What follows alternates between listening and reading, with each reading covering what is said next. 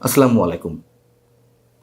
আওয়ামী লীগ যদি আবারও ক্ষমতায় আসে তবে সেক্ষেত্রে শেখ হাসিনা আর নেতৃত্বে থাকবেন না, তিনি অবসরে যাবেন। এমন একটি সম্ভাবনার কথা দুদিন আগে আন্তর্জাতিক গণমাধ্যম আল জাজিরার সঙ্গে একটি সাক্ষাৎকারে একটা পর্যায়ে এমন মন্তব্য করেছেন শেখ হাসিনার পুত্র সজীব ওয়াজেদ জয়, এবং তার এই মন্তব্যকে ঘিরে এখন আওয়ামী লীগের মধ্যে নানান ধরনের আলোচনা, নানান ধরনের গুঞ্জনের সৃষ্টি হয়েছে। দলের মধ্যে এক ধরনের অস্বস্তি তৈরি হয়েছে। কোনো কোনো ক্ষেত্রে গ্রুপিংয়ের স্পষ্টতা কেউ কেউ লক্ষ্য করছেন। এবং একই সঙ্গে প্রশ্ন উঠেছে, এই যে শেখ হাসিনার অবসরে যাওয়ার একটা আনুষ্ঠানিক কিংবা অনানুষ্ঠানিক ঘোষণা সজীব ওয়াজেদ জয়ের মুখ থেকে যে তিনি হয়তো শীঘ্রই অবসরে যাবেন, কেন তিনি এ মন্তব্য করলেন? বিষয়টিকে নিয়ে দলের মধ্যে কোনো আলোচনা হয়েছে, নাকি পারিবারিকভাবেই শেখ হাসিনা এমন সিদ্ধান্তের কথা তার সন্তানকে জানিয়ে দিয়েছেন, অথবা সজীব ওয়াজেদ জয় নিজ থেকেই এই মন্তব্য করেছেন? এমন নানা প্রশ্ন উঠতে শুরু করেছে। এবং এটুকু বলে রাখি যে এটা তো সত্য, এই ভারত সাবকন্টিনেন্টে যে রাষ্ট্রগুলো রয়েছে অধিকাংশ রাজনৈতিক দল পরিবার নির্ভর। আমরা যদি বাংলাদেশের কথাই ধরি, বিএনপির কথাই যদি ধরি, খালেদা জিয়ার বয়স হয়েছিল ৮০ বছর। তিনি দীর্ঘদিন মারাত্মক অসুস্থ অবস্থায় ছিলেন। তারপরেও তার নামেই দল চলছিল, যদিও দলের সব ধরনের কর্মকাণ্ড সেই লন্ডন থেকে পরিচালনা করছিলেন তার সন্তান তারেক রহমান। তাহলে শেখ হাসিনা কেন এত দ্রুত দল থেকে সরে যেতে চান, অবসরে যেতে চান?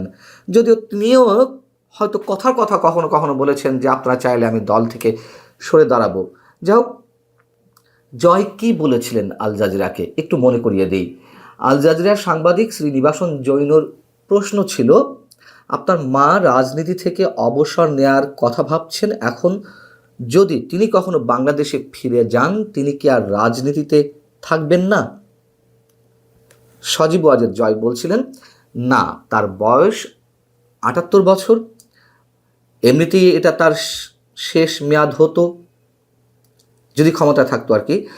তিনি অবসর নিতে চাচ্ছেন।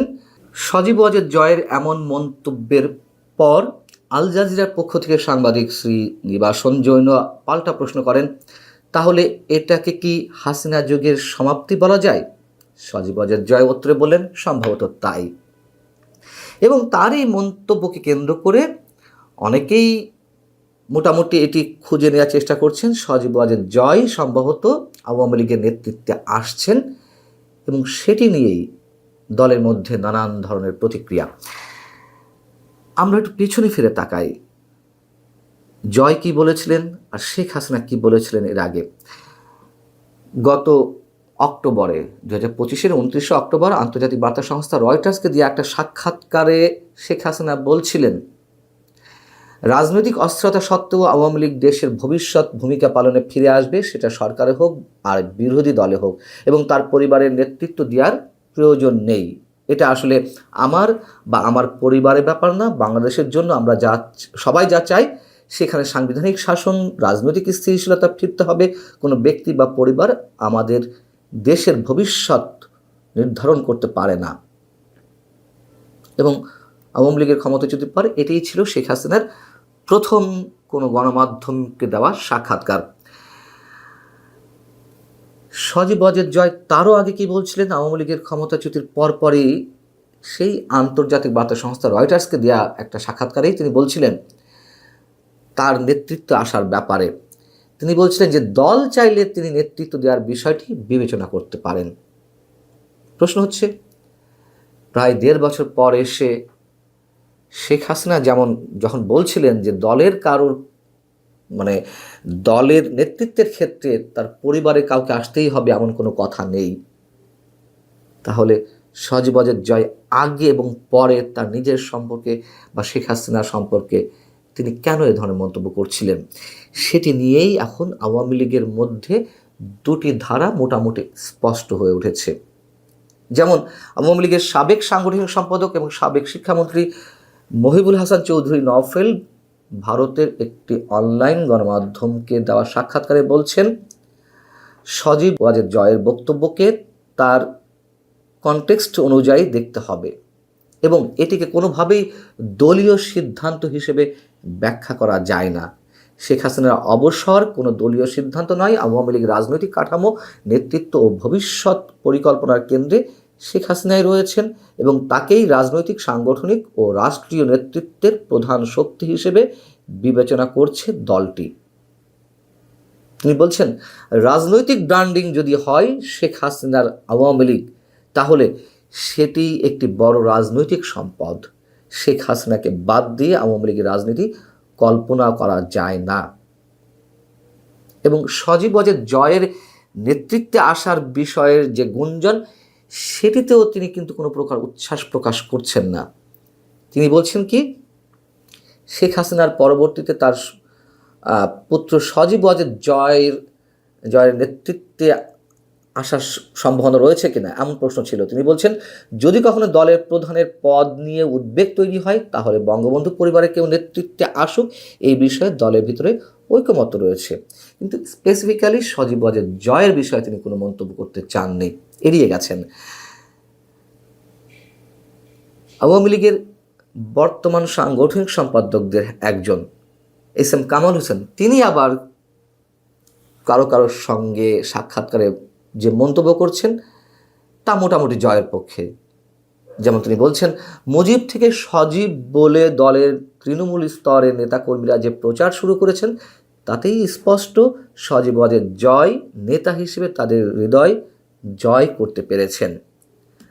দলে শেখ হাসিনা হলেন আস্থার ঠিকানা। বঙ্গবন্ধু পরবর্তী সময়ে অনেক জনপ্রিয় নেতা আওয়ামী লীগের শীর্ষ পদে বসেছেন, কিন্তু তারা দলকে অটুট রাখতে পারেননি।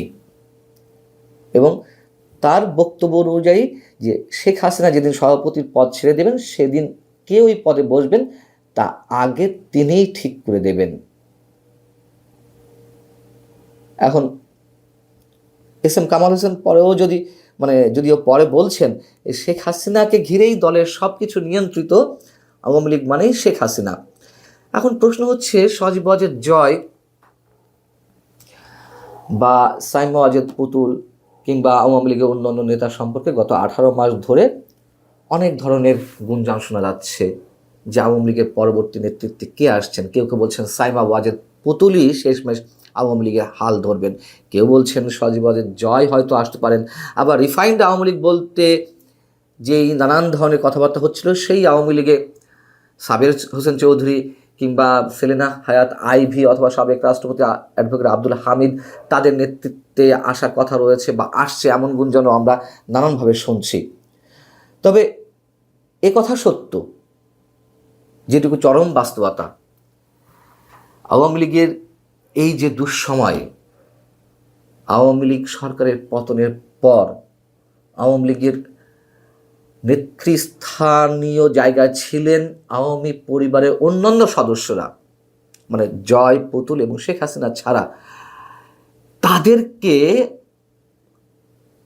আওয়ামী লীগের যে কোটি কোটি সমর্থক, তাদের অধিকাংশই, বলা যায় 80%ই আর তাদের মুখ দেখতে চান না। আওয়ামী লীগে তারা ফিরে আসুক, এটি তারা চান না। হয়তো শেখ হাসিনা, সজীব ওয়াজেদ জয় বা সাইমা ওয়াজেদ পুতুল এই পর্যন্তই তারা মেনে নিতে পারেন, এটি চরম বাস্তবতা। যাই হোক, সবশেষ প্রশ্ন হচ্ছে যে শেখ হাসিনার যে মন্তব্য রয়টার্সের কাছে আওয়ামী লীগের ফিরে আসা না আসা এবং দলের নেতৃত্বে বা সরকারের নেতৃত্বে যদি কখনো ক্ষমতা আসতে পারে, সেক্ষেত্রে যে তিনি যে মন্তব্য করেছেন, জয়ের মন্তব্য খানিকটা হলেও একটু অন্য রকম। ভালো থাকুন সবাই, আল্লাহ হাফেজ।